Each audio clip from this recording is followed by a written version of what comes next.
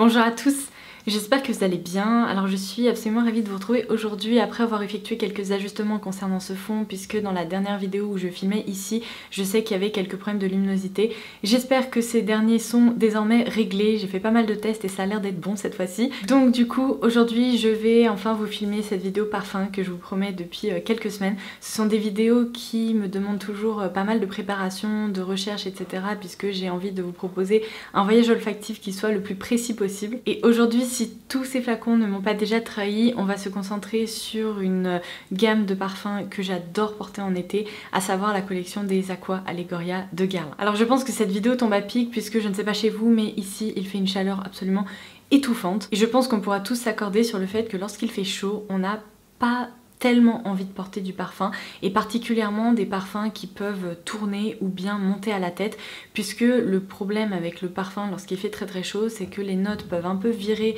vers un côté qu'on n'apprécie pas vraiment, et la chaleur est déjà tellement étouffante que rajouter des notes comme ça par dessus, on a un peu l'impression de se transformer en cocotte minute, et c'est pas toujours le sentiment le plus agréable. C'est pour ça que je suis une grande fan d'eau de Cologne, mais pas les eaux de Cologne vintage, vous voyez vraiment ces eaux de Cologne qui sont revisitées, qui sont fraîches avec des notes hespéridées, mais qui en même temps apportent ce côté très frais. Et aujourd'hui je suis ravie de vous dire que la collection des Aqua Allegoria de Guerlain illustre parfaitement le fait qu'un parfum peut être porté en été et peut même être un réconfort en été, et c'est de ça dont je vais vous parler aujourd'hui. Alors les Aqua Allegoria de Guerlain, on pourrait les décrire comme des eaux qui sont intensément fraîches. Pour moi ces petits flacons derrière, ils représentent un peu la pluie au cœur de l'été, c'est-à-dire que lorsqu'on les porte, on a cette sensation assez incomparable d'être hyper fraîche et de porter un parfum glaçon en quelque sorte qui va vraiment être réconfortant et qui va donc être très loin d'un parfum qui pourrait monter à la tête. Voici ce que la maison Guerlain dit de cette collection d'Aqua Allegoria. Donc c'est une conception inédite de la fraîcheur puisée dans la nature et les plus belles matières, et c'est une gamme de parfums qui va vous donner une sensation de fraîcheur qui dure. Ce sont donc pour la plupart des eaux d'été dont vous allez vraiment pouvoir profiter lorsqu'il fait chaud. Après vous allez le voir dans ma description un peu plus détaillée, mais certaines références peuvent tout à fait être portées tout au long de l'année. Il y a plein de choses que j'adore à propos de cette gamme. Pour commencer, évidemment les flacons qui sont de véritables objets d'art. On retrouve ici un flacon assez typique chez Guerlain qui est un objet de décoration en fait en lui-même. On a ici tout un motif de nid d'abeille et je pense que vous pouvez le voir derrière moi, mais on peut discerner chaque jus grâce à cette légère coloration qui donne vraiment envie de les collectionner, puisque c'est juste absolument superbe, ça crée comme un dégradé et un effet aquarelle. Ce que j'aime le plus à propos de ces références, c'est qu'elles déborde de réalisme en fait. On ne retrouve aucune note qu'on pourrait qualifier de synthétique dans ces parfums. Au contraire, elles sont tellement réalistes qu'elles représentent vraiment une après-midi au cœur d'un jardin, ou alors une balade sur une île tropicale, etc. Et c'est vraiment ce que je vais essayer de vous décrire aujourd'hui, puisque on a un travail sur la sensorialité qui a été effectué qui est complètement dingue. J'adore également porter ces eaux en été parce que la plupart sont quand même très délicates, et comme je vous le disais, je n'ai jamais eu le sentiment d'avoir la nausée en portant un de ces parfums, et ça m'est pourtant déjà arrivé avec d'autres parfums, mais ceux-là c'est vraiment un plaisir à porter, peu importe la température qu'il fait dehors, et comme je vous le disais, même au-delà de ça, c'est un vrai réconfort. Juste avant de commencer, je tenais également à vous préciser que ces parfums sont proposés sous deux formats. Alors un format qu'on pourrait qualifier de petit et un format plus grand, même si le petit format n'est pas du tout petit puisqu'il s'agit d'un flacon de 75 ml, et ensuite le gros format comme ceci est proposé dans un flacon de 125 ml. Je trouve que chez Guerlain, c'est vraiment une gamme de parfums qui n'est pas hors de prix. Contrairement à beaucoup de créations dans d'autres maisons, etc., je trouve que le format en fait est très intéressant, puisque donc ce petit format est proposé au prix de 75 € et le plus grand format est proposé au prix de 103 €. Et je peux vous dire qu'il dure un moment, donc il s'agit d'un achat en matière de parfumerie qui est plutôt rentable. Alors aujourd'hui je vais vous présenter la collection actuelle des Aqua Allegoria de Guerlain pour vous aider peut-être à déterminer la référence qui est faite pour vous, parce que je sais que j'ai reçu pas mal de questions à propos de certaines de ces références, et d'ailleurs il y en a beaucoup qu'apparemment vous appréciez et que vous m'aviez recommandé. Donc je vais commencer par mon top 3, ces références qui pour moi sont des chefs-d'œuvre au sein de cette collection, et ensuite je vais vous détailler toutes les autres références. Ce qui est plutôt chouette, c'est que vous allez voir, mais il y en a vraiment pour tous les goûts, que vous aimiez les parfums très frais ou bien plus fleuris ou bien plus fruité, plus sucré, plus gourmand, etc. Il y en a vraiment pour tous les goûts, donc eh bien écoutez, c'est parti. Alors sur la première place, sincèrement, ça s'est joué au coude à coude, et puis j'ai fini par opter pour Herba Fresca. Puisque tout à l'heure quand je vous parlais de parfum glaçon, je peux vous dire que cette référence là, c'est l'illustration parfaite du parfum glaçon. Pour vous le décrire au mieux, imaginez-vous un matin d'été après une nuit qui vous a pas vraiment rafraîchi. Vous marchez les pieds dans l'herbe et il y a ce petit côté réconfortant de la rosée du matin. Vous allez vous installer à l'ombre pour siroter un mojito sans alcool. Et voilà, c'est exactement ce à quoi ce parfum me fait penser. Pour moi, Herba Fresca, c'est un jardin aromatique très aqueux, tellement rafraîchissant. Ici, c'est vraiment une ode à la menthe. Donc si vous n'aimez pas la menthe, clairement ce parfum ne sera pas fait pour vous. Par contre, si vous aimez la menthe et la menthe un peu sucrée, vous allez l'adorer. Lorsqu'on le porte, on a l'impression d'être au frais et c'est tellement agréable, tellement réconfortant. Pour quelqu'un qui n'aime pas la chaleur comme moi, je peux vous dire que ça, c'est vraiment une pépite. Donc c'est un parfum qui est très vert, comme je vous le disais, et qui met en avant la menthe. Mais contrairement à beaucoup de parfums où la menthe prend le dessus sur toutes les autres notes, là on est sur un bouquet aromatique qui est extrêmement réussi parce que comme je vous le disais, il est frais, il est réconfortant et il y a un tout petit côté sucré. Vous savez, dans un fond de verre de mojito, quand il y a la menthe avec les petits grains de sucre, et bien pour moi c'est exactement ça. Donc parmi les autres notes qui accompagnent la menthe, on retrouve du cyclamen, du thé vert, du muguet et une note de trèfle. C'est incroyable à quel point ce parfum est frais et en même temps gourmand. Et il a presque un côté alimentaire en fait qui me plaît énormément et qui en fait pour moi un chef-d'œuvre. Alors je passe à mon deuxième coup de cœur qui aurait pu se retrouver sur la première marche du podium, mais bon, il fallait bien les départager. Il s'agit de Orange Soleillat et clairement pour moi ce parfum c'est un soleil en flacon. C'est incroyable, mais incroyable à quel point il est réaliste, à quel point il fait voyager, et je vais essayer de vous décrire au mieux le sentiment en fait qu'il me donne lorsque je le porte. Mais pour moi, Orange Soleillat, c'est une balade en Italie, les cheveux au vent, vous vous arrêtez pour croquer dans une orange gorgée de soleil, hyper juteuse, hyper gourmande, et voilà, vous avez un peu le tableau de ce parfum. Comme beaucoup d'Aqua Allegoria, il démarre sur une note assez hespéridée, assez fusante. C'est une ode à l'orange sanguine, il y a également des notes de bergamote pour la rendre un peu plus fusante, comme je le disais, un peu plus fraîche. Et ensuite il y a plein de notes qui donnent tout son caractère à ce parfum. On retrouve du poivre rose qui le rendent délicatement piquant. On retrouve un petit soupçon de menthe pour apporter cette fraîcheur dont je vous parlais. On retrouve ensuite de la fève tonka, des muscs et du petit grain. Si vous aimez l'orange, mais l'orange absolument pas synthétique, on n'est vraiment pas sur un parfum d'orange un peu effet bonbon, loin de là. C'est vraiment une orange mais tellement naturelle que je vous jure, si on ferme les yeux, on s'y croirait. On se croirait vraiment en Italie. Pour moi, ça c'est une pépite. Ma troisième préférence dans les Aqua Allegoria de Guerlain, c'est la référence mandarine basilic. Et en fait, je pense que je vais pas vraiment avoir besoin de vous le décrire dans le sens où c'est tout simplement une ode à la mandarine et au basilic. Vous imaginez une salade de fruits hyper fraîche, un peu élaborée, presque élaborée par un chef au cœur de l'été, et bien c'est exactement ça. Encore une fois, il y a un côté alimentaire gourmand et en même temps on retrouve cette base d'eau de Cologne avec un twist de modernité qui est mais sensationnel. Donc au départ on a vraiment la chaleur de l'orange italienne, mais contrairement à Orange Soleillat où ensuite on a ce côté assez gourmand et assez juteux, là au contraire on a le basilic qui vient lui donner un côté très vert, très aromatique, très frais. On retrouve également dans ce bouquet de la camomille qui apporte vraiment un côté réconfortant. Et enfin du lierre pour renforcer ce côté très vert. C'est vraiment dingue à quel point le basilic vient sublimer justement cette mandarine et on reconnaît vraiment cette note. Ah, moi je suis fan. De toute façon le basilic j'aime tellement ça que je pourrais en manger dans n'importe quelle salade. Je pourrais même en manger comme ça sans rien avec. Et cette eau Aqua Allegoria m'a même permis de réaliser que finalement c'était une note très agréable à porter également. Alors à partir de maintenant je vais vous décrire les autres créations tout en sachant que j'ai pas effectué de classement parce qu'à partir de là sincèrement je ne saurais pas quoi vous dire. Il y en a qui sont hyper réussis, il y en a d'autres qui sont très réussis mais qui me correspondent moins.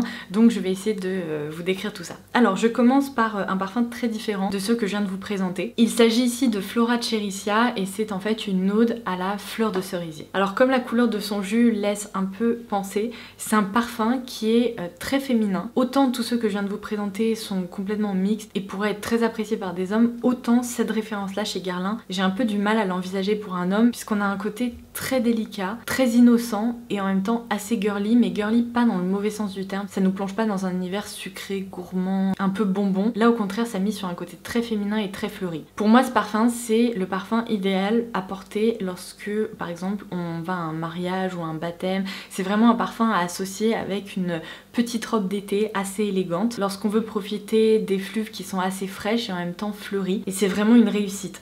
Il y a un très léger côté poudré qui vient arrondir tout ça et c'est une très jolie création qui est un peu l'ovni de cette collection parce que je trouve qu'elle est beaucoup plus fleurie en fait que toutes les autres eaux. Donc en note de tête, on retrouve de la pastèque et de la bergamote qui apportent ce côté justement très estival. Ensuite, les notes de fleurs de cerisier se mélangent à des notes de poire, de rose et de violette. Et je pense que c'est définitivement la violette qui apporte ce côté très légèrement poudré.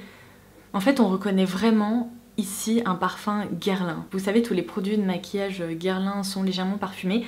Eh bien, je retrouve un petit côté maquillage Guerlain dans ce parfum qui est très très agréable. Et enfin en note de fond, ce sont des notes boisées qui viennent conclure ce bouquet. Alors ensuite je vais me concentrer sur le cas de Ginger Picante. Cette référence, c'est définitivement un des parfums qui peut être porté peu importe la saison et peu importe que vous soyez un homme ou une femme d'ailleurs. C'est bien évidemment, comme son nom l'indique, une ode au gingembre, mais c'est un gingembre qui vraiment a du caractère puisque, comme son nom l'indique, il y a un côté piquant qui est juste incroyable. Typiquement, ce parfum, je pense que si au cœur de l'hiver, vous avez envie de porter un parfum qui n'est pas trop entêtant, qui est assez chaud, mais qui en même temps ne monte pas à la tête, ça pourra vraiment vous plaire. Sachant que le gingembre apporte cette touche hyper fraîche, et bien il est idéal en été, mais selon l'ambiance en fait en quelque sorte dans laquelle on le porte, on peut je pense se focaliser sur certaines notes plutôt que d'autres.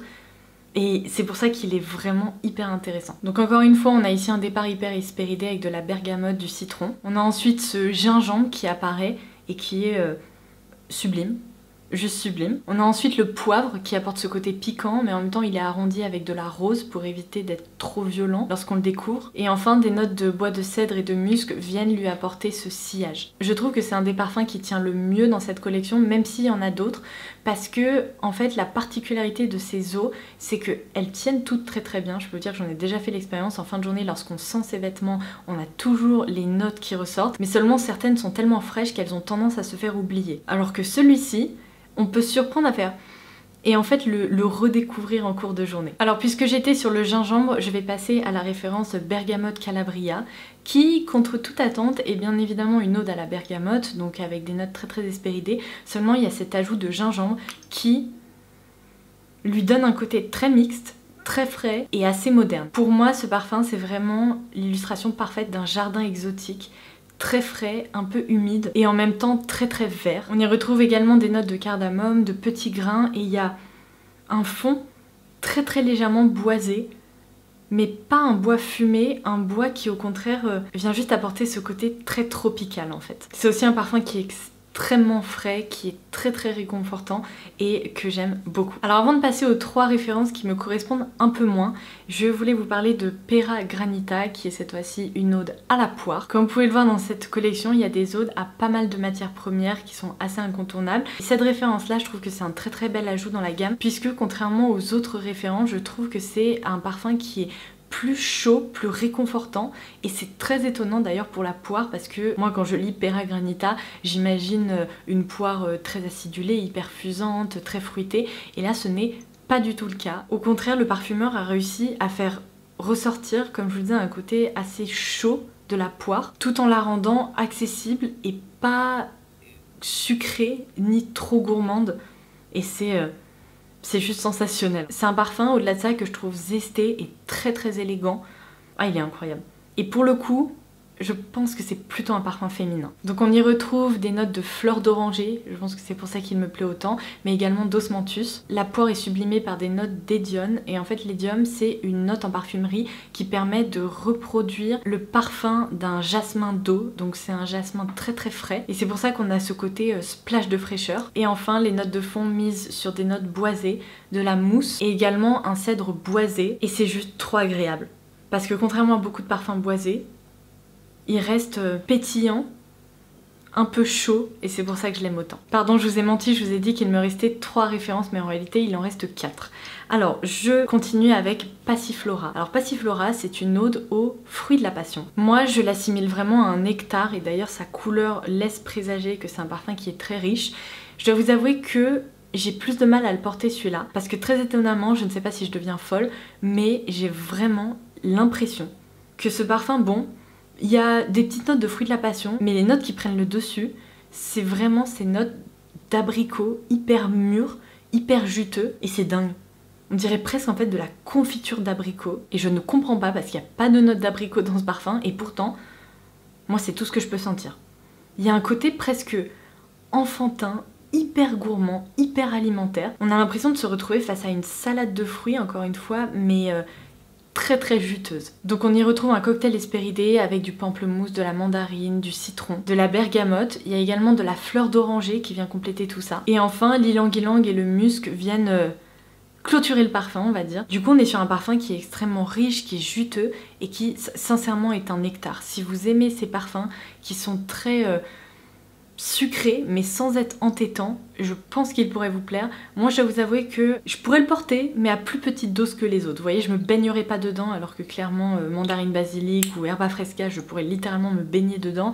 Là je pense que ça serait peut-être un peu trop. On passe à Coconut Fizz. Alors là si vous me connaissez un petit peu vous savez que les notes de noix de coco je déteste ça. C'est le fruit que je ne mange pas, que je n'arrive même pas à sentir. Je trouve ça atroce et surtout en parfum.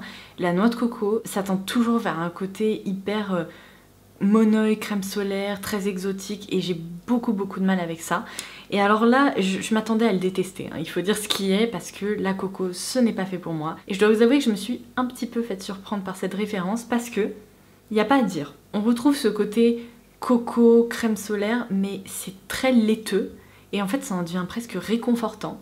Et j'imaginais jamais dire ça un jour à propos d'un parfum à base de coco, puisque là en fait, au lieu d'avoir une noix de coco très juteuse et qui est très présente, au contraire, elle a un côté lait de coco qui est finalement assez calme et assez sage. Et donc si je devais vous décrire l'ambiance de ce parfum, je dirais, imaginez-vous à un bar d'une île tropicale en train de siroter une boisson lactée à la coco. Ben en fait c'est un petit peu ça, c'est-à-dire que on ne ressent absolument pas le côté alcoolisé, de toute façon c'est le cas pour toute cette collection d'Aqua Allegoria, il n'y a aucune note d'alcool qui rende ces parfums un peu rebutant au premier abord, c'est pas du tout le cas. C'est lacté, c'est crémeux et comme je vous disais c'est presque réconfortant et c'est juste fou parce que j'arrive à discerner un petit peu le côté coco mais encore une fois c'est presque un peu alimentaire, vous savez c'est comme dans un plat quand on utilise du lait de coco, au début ça sent trop le lait de coco et en fait ça finit par mijoter et les autres ingrédients transforment vraiment ces notes et à la fin on les discerne presque pas, et bien c'est presque ça. Lorsqu'on le pulvérise sur la peau on ne sent que ça et en fait très rapidement il se pose et il laisse place aux autres notes. Et c'est assez intéressant. Donc c'est un parfum qui est assez fun, assez gourmand et en même temps sa couleur bleue comme ça très claire évoque un côté un peu aquatique, rafraîchissant, réconfortant qui est présent en fait. C'est peut-être les notes de Freesia qui apportent ce côté réconfortant, fleuri qui viennent complètement casser la coco. Je ne sais pas, en tout cas on y retrouve également de la fève tonka et du bois de santal mais c'est un bois de santal qui est très doux. Alors je dis pas que ça va être mon parfum de l'été mais je crois que contrairement à d'autres parfums, je pourrais me surprendre à le porter, donc on en reparlera peut-être. Je passe ensuite à Granada Salvia, qui est ici une ode à la grenade. Alors, c'est le parfum qui m'a finalement le moins convaincue dans cette collection, je vais vous expliquer pourquoi. Parce que je ne retrouve pas les notes de grenade. Pour moi, ce parfum, c'est un peu une ode au cassis. Le côté fruit des bois vient tellement prendre le dessus sur toutes les autres notes que tout ce que je sens, c'est le cassis. Alors c'est fou parce que c'était pas le but à la base, mais moi, écoutez, c'est vraiment presque tout ce que je sens. Du coup, le cassis pour moi, c'est plutôt une note qu'on retrouve dans des parfums d'intérieur. C'est une note que j'ai plus de mal à porter. Alors c'est très personnel, peut-être que vous adorez porter ça, et dans ce cas, penchez-vous sur cette référence parce qu'elle pourrait vous plaire. Mais pour ma part, il y a un côté presque trop adulte. C'est hyper bizarre de dire ça, mais c'est un parfum qui est riche, qui est assez sensuel et en même temps un peu sucré. Et du coup je crois qu'il me correspond pas vraiment. Je l'apprécie, je le trouve réussi et pourtant j'envisage pas trop de le porter moi-même. Les notes de cassis et de grenade s'accompagnent par de la sauge, mais également du cyprès, de la rose, des notes de mousse, du patchouli et voilà. Vous avez un peu le bouquet de ce parfum. C'est hyper sensuel. C'est vraiment très chaud en quelque sorte, mais je crois pas que ce soit un parfum qui soit fait pour moi. Et alors je termine par la référence où tout a commencé finalement, puisque c'est l'Aqua Allegoria Pampelune. Et en fait c'est la première Aqua Allegoria qui était sortie en 99. Ça c'est le véritable ovni de cette collection, c'est-à-dire que contrairement à toutes les autres, elle est beaucoup moins fraîche, on retrouve beaucoup moins ce côté vert, aromatique, moderne. Au contraire, on est sur quelque chose d'hyper vintage. C'est très citronné, mais ça se rapproche beaucoup des autres colognes d'un autre temps. Donc ça, c'est une ode au pamplemousse, mais on a également de la vanille qui vient le rendre beaucoup plus sensuelles et qui viennent faire durer ces notes. Elles s'accompagnent de petits grains, de bois de santal et de patchouli. J'aurais tendance à dire que c'est plutôt un parfum masculin qu'un parfum féminin parce que j'envisage pas du tout les parfums féminins comme ça. Alors après, c'est très personnel, mais il y a un côté... Ça va être trop bizarre de dire ça. Il y a un côté presque animal dans ce parfum. Je pense que c'est le patchouli qui amène cette ambiance et du coup j'ai un peu de mal. Encore une fois, c'est tellement loin de ce que je porte personnellement que c'est vraiment pas ma référence préférée. À vrai dire, je pourrais envisager de porter Granada Salvia parce que il y a quand même ce côté, je vous disais, un peu féminin fruité. Autant ça, je pense sincèrement que c'est la référence que j'aime le moins. Et voilà, j'en suis arrivée à la fin de cette vidéo. J'espère vraiment que ce voyage olfactif vous aura plu et que vous aurez aimé en apprendre plus sur les Aqua Allegoria de Guerlain. C'est définitivement une collection de parfums que je vous conseille d'aller découvrir parce que je pense sincèrement que vous pourriez avoir 1, 2 ou facilement 3 coups de cœur. Comme je vous le disais en début de vidéo, il y en a vraiment pour tous les goûts. Et selon les parfums que vous aimez porter, je pense que vous pourriez trouver votre nouveau parfum estival préféré. Ce que je vous ai pas précisé également, c'est que bon, ils sont très beaux à regarder, mais ils sont aussi très beaux à associer. Et clairement, si vous avez envie typiquement d'apporter un effet glaçon avec Herba Fresca sur un autre bouquet parfumé, c'est tout à fait possible. Et c'est ce que je trouve assez magique dans cette collection, c'est qu'ils peuvent être à la fois portés seuls, mais qu'en même temps ils se subliment tous. Donc vous pouvez pas mal vous amuser aussi. Si vous en avez plusieurs, n'hésitez pas à faire des petits mélanges, vous verrez que souvent c'est très intriguant. J'aime le fait que ce soit des eaux d'été qui soient aussi complexes et en même temps aussi réalistes parce que c'est finalement ce que je préfère porter. Et du coup voilà, j'espère que ce tour d'horizon vous aura plu. Si vous avez la moindre question, n'hésitez pas à me laisser ça en commentaire ci-dessous, j'essaierai d'y répondre avec plaisir. Et si vous connaissez les Aqua Allegoria de Guerlain, n'hésitez pas à me dire justement en commentaire ci-dessous quelle est la référence que vous préférez, le parfum que vous préférez porter. En tout cas moi je suis complètement fan et je ne peux que vous les recommander. Sur ce, je vous embrasse très fort et je vous dis à très vite. Bye bye!